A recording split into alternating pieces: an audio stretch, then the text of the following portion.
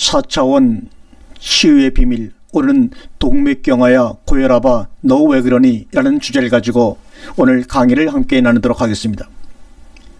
우리가 혈관이 굳어지고 좁아지는 것, 이를 통해서 고혈압, 심근경색, 중풍 등에 잘 걸리게 됩니다. 그 요인은 혈관 암벽에 콜레스테롤이 쌓여서 생기는 것입니다.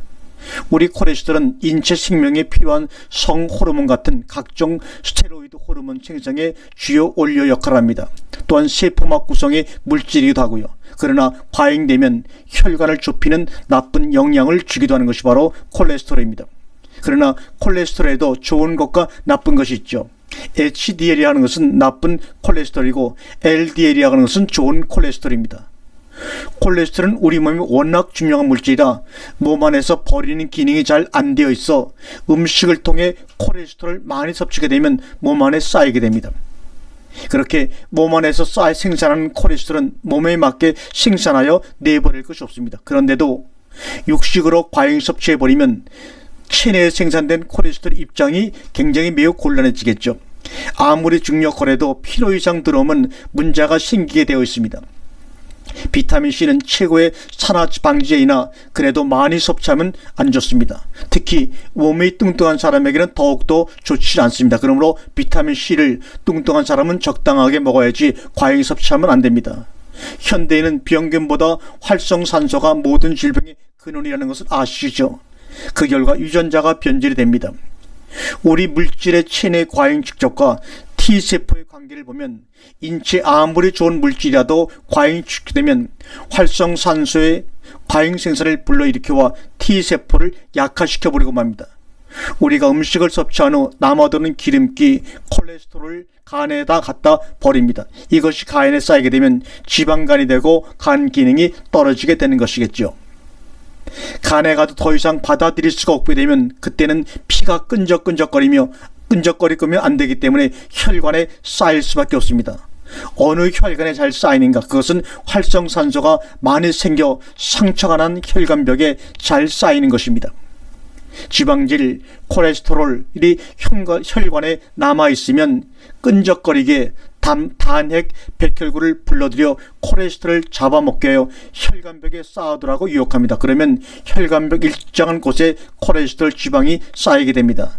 그래서 이 단핵 백혈구라고 하는 것은 혈액이나 조직 안을 돌아다니면서 세균이나 이물질을 소화 분해하는 단백질을 단핵 백혈구라고 합니다.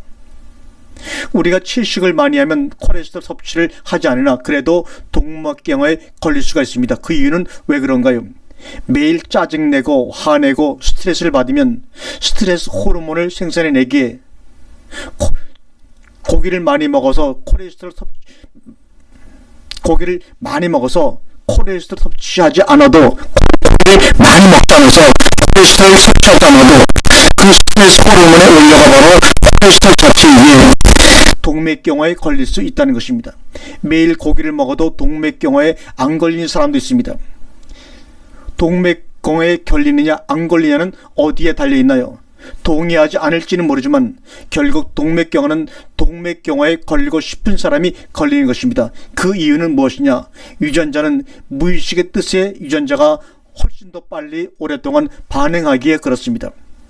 혈압약을 먹는 이는 먹기 시작하면 죽을 때까지 먹어야 한다고 합니다. 이 말의 뜻은 무엇인가요? 약을 안 먹고도 혈압을 고칠 수 있다면 안 먹어도 된다는 뜻 아닌가요? 그래서 고혈압을 4가지로 병원에 가면 의사들이 얘기를 합니다. 첫 번째, 중추성 고혈압입니다. 혈압을 조절하는 뇌의 중추가 중추 같은 질환으로 망가져 혈압 조절이 안 되는 상태입니다. 이것은 아주 드문 겁니다. 두 번째, 심인성 고혈압입니다. 정상적인 원인에 의해 혈압이 올라가는 상태입니다. 세 번째, 신장성 고혈압입니다. 콩팥에 이상이 생겨서 혈압이 올라가는 상태죠. 노폐물을 못 걸러내면 몸에서 걱정을 해가지고 피가 더 많이 보내면 되겠지 하고 콩팥 쪽으로 피를 더 많이 보내려고 세게 밀어내다 보면 혈압이 올라갑니다. 네 번째, 본태성 고혈압입니다. 이것은 원인을 모르게 오는 고혈압으로 대부분의 고혈압을 차지하는 것이 바로 본태성 고혈압입니다. 혈압이 올라가면 반드시 원인이 있습니다. 그래서 원인을 찾아내야 합니다. 솔직히 우리의 생활 한번 돌이켜 보시길 바랍니다. 분명히 원인을 찾을 수가 있습니다. 그래서 혈압을 잴 때 수축기 혈압과 확장기 혈압을 두 가지를 동시에 잽니다. 그러면 수축기 혈압과 확장기 혈압이라는 것은 무엇을 의미합니까? 심장은 혈압을 내보낼 때 세게 보내고, 이것이 바로 뭡니까? 심장의 정문에 해당합니다. 그래서 이것을 수축기 혈압이라 합니다. 이때는 그 피가 아주 신선한 피입니다. 그래서 수축기 혈압은 최고 혈압이 120 정도 되면 안심이 됩니다. 또한 혈관의 피를 받아들일 때는 약하게 받아들입니다. 이것은 말합니까? 심장의 후문에 해당하죠. 이것을 바로 우리가 확장기 혈압, 이때 피는 더러운 피입니다. 그래서 최저 혈압이라고 하는데, 이때 최저 혈압은 보통 80에서 90 정도면 정상적인 것입니다. 폐로 보내 신선한 피를 만들기 위해서 바로 이 피를 받아들이는 역할을 합니다. 그래서 혈압의 예를 나면 수치로 설명을 아시고 계시지만 다시 한번 반복해 보겠습니다. 142에 65의 경우 세게 뿜고 또 확장된 상태를 의미합니다. 이럴 때는 운동을 했을 경우 확장기 혈압이 떨어지려면 반드시 운동을 해야 떨어뜨리는 수치입니다.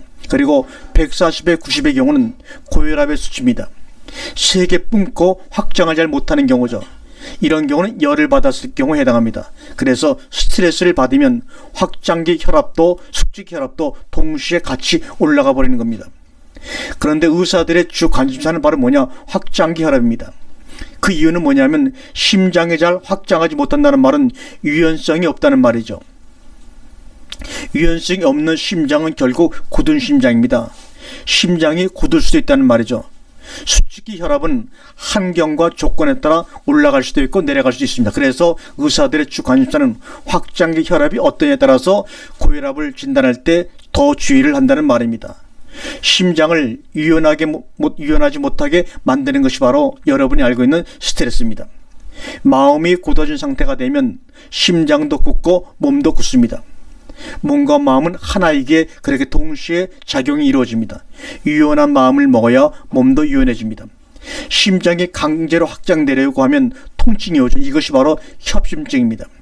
왜 통증이 오느냐? 첫 번째는 산소 공급 부족이 첫 번째 이유입니다. 두 번째는 수분 공급이 안 될 때입니다. 쑤시고 결리고 시리고 뻑적지근하고, 그래서 안 말해주면 시원하다고 합니다. 왜 그럴까요?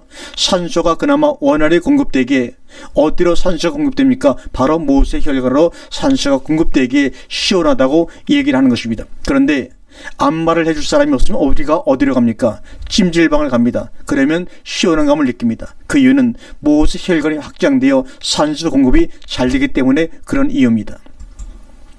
모든 것이 산소 공급의 문제입니다. 그런데도 사람들이 약은 먹어도 호흡에 관심을 갖고 깊은 아랫배 호흡을 하지 않으니 평생 약만 의지하고 살 수밖에 없는 것입니다. 스스로 만드는 병인 꼴이죠. 아프고 시린 부위는 그 부분에 모세혈관이 발달되지 않았다는 의미입니다. 그 해결책은 모세혈관이 유연하게 뻗어나가도록 만들어줘야 합니다.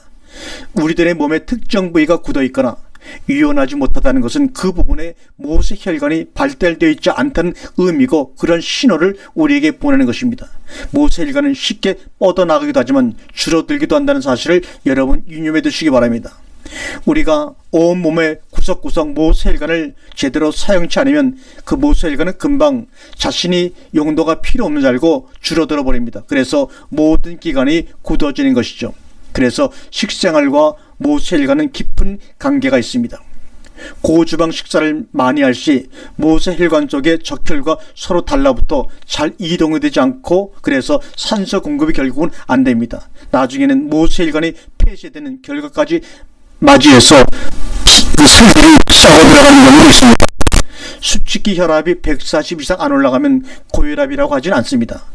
모세혈관의 기능이 떨어져 거기 있어야 할 피가 혈관으로 모이니 혈압이 쭉 올라가게 되는 것이죠. 그래서 이 시간에 마무리를 하면서 혈압약을 끊기 위해서 먼저 우리가 5가지 사항에 주의하고 우리가 조심하면 약을 끊을 수가 있습니다. 첫 번째, 식습관을 개조하는 겁니다. 두 번째, 물을 충분히 마셔 피를 맑게 합니다. 세 번째, 운동을 하거나 스트레칭은 기본입니다. 네 번째, 깊은 아랫배 호흡을 반드시 생활화해야 합니다. 다섯 번째, 모세혈관을 확장하기 위해서 마음을 넓게 가지십시오. 넓게 쓰는 것에 비례해 모세혈관이 확장되는 것을 곧 경험하게 될 것입니다. 그래서 우리는 힘쓰는 운동보다는 반드시 깊은 호흡 운동을 생활해야 고혈압에서 동맥경화에서 탈출할 수가 있습니다. 처음에는 전문가들의 조언을 받아서 기초를 배운 후 하면 더욱더 좋습니다.